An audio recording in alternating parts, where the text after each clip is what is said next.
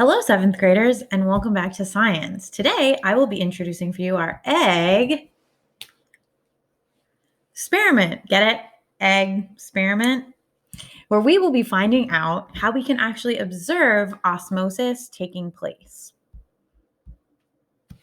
Did it come out good? I think so. So the purpose of this egg experiment is to observe and collect evidence of the process of osmosis through the cell membrane of an egg.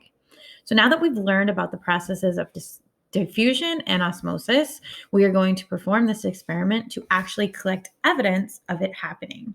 The standards that this experiment will be assessing are NGSS science practices of planning and carrying out investigations, analyzing data, and engaging in argument from evidence. This will be leading towards the MSLS-1-2 standard, which is to develop and use a model to describe the function of the cell as a whole and ways the parts of the cell contribute to its function. Now let's look at the introduction. You have learned about the process of osmosis, and in today's lab, you will see it in action. Did you know that an egg is actually just a very large single cell? In this experiment, we will submerge an egg in different solutions and observe how substances enter and leave the egg. You will collect data and observations of the results and use them as evidence to explain the process of osmosis. Now let's jump into our assignment document and walk through how you will actually perform this experiment. So now let's talk about the steps that you will use to perform this experiment. This is a 3-part experiment, and to complete all 3 parts, there are some materials that you will need to have handy. You'll of course need your raw, meaning uncooked egg, a beaker, or if you're doing this at home, any cup that is large enough to fit your egg will work just fine, a ruler, some plain white vinegar, some water, some food coloring, and corn syrup. If you don't have corn syrup handy, you can make your own version of corn syrup by simply creating sugar water, which is just mixing sugar into plain water. Now let's look at the 3 parts of this experiment, how you will carry them out, and the conclusions that you will make. So in the first portion of the experiment, we are attempting to dissolve the shell of the egg. We want to see how the cell membrane of the egg works, and if you've ever seen an egg before, you know that the egg itself and all of the inside is protected by this outer coating.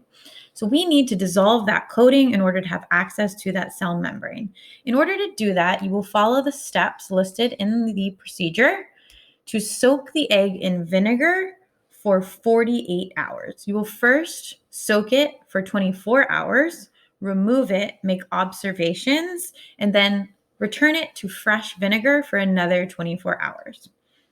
Now, all of the details of observations that you should make are included in the procedure, but we do want to make some very good observations of our egg before and after it is soaked, including what it looks like, perhaps how it smells, size and shape changes. We also want to make sure that we are measuring using our ruler the approximate length and width of the egg before and after it is soaked.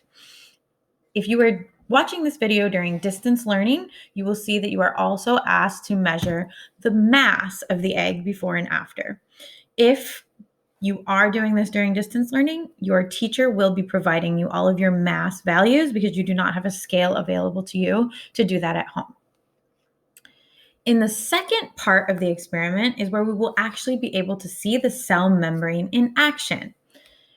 In this step of the procedure, you will read and find out how to take your vinegar-soaked egg and soak it now in a different solution, colored water, which is just water with food coloring in it.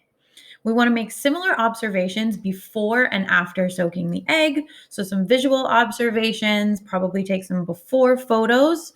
You will then soak it in the colored water for 24 hours and then carefully remove it and make all of the same observations.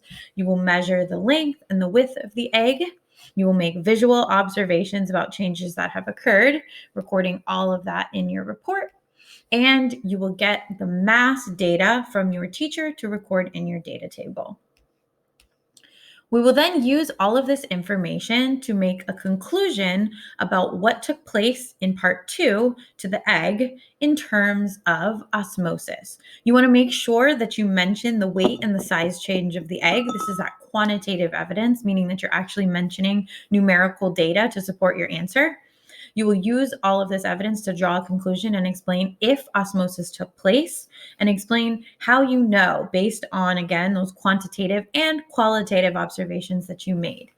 Then you want to make sure if osmosis did take place that you explain which direction osmosis took place, meaning did osmosis take place from outside into the egg or from inside to outside of the egg. And you want to support that answer again with evidence from your observations and your data and discussing the concentration inside the egg versus the outside of the egg.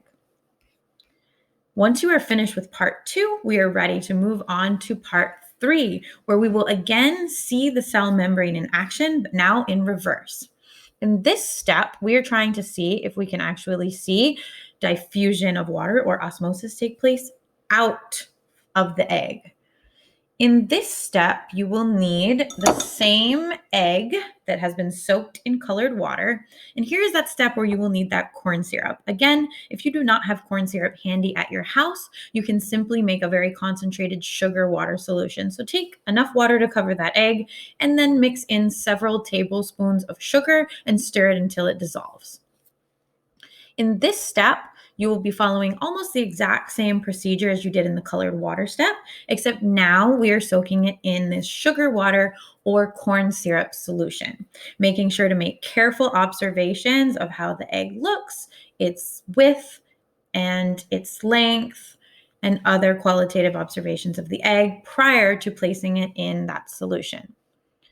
After 24 hours of soaking in that new solution, you will again make all of those same observations. Look at the size of the egg, its length, its width, collect that mass data from your teacher, and make qualitative observations about how the egg looks, size, shape, color, etc. Record all of your observations, and we will use them to make a second similar conclusion.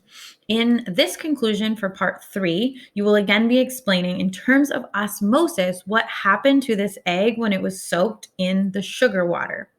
You want to again include that quantitative evidence, so the weight and the size change of the egg. You're going to explain if osmosis took place and explain and support how you know.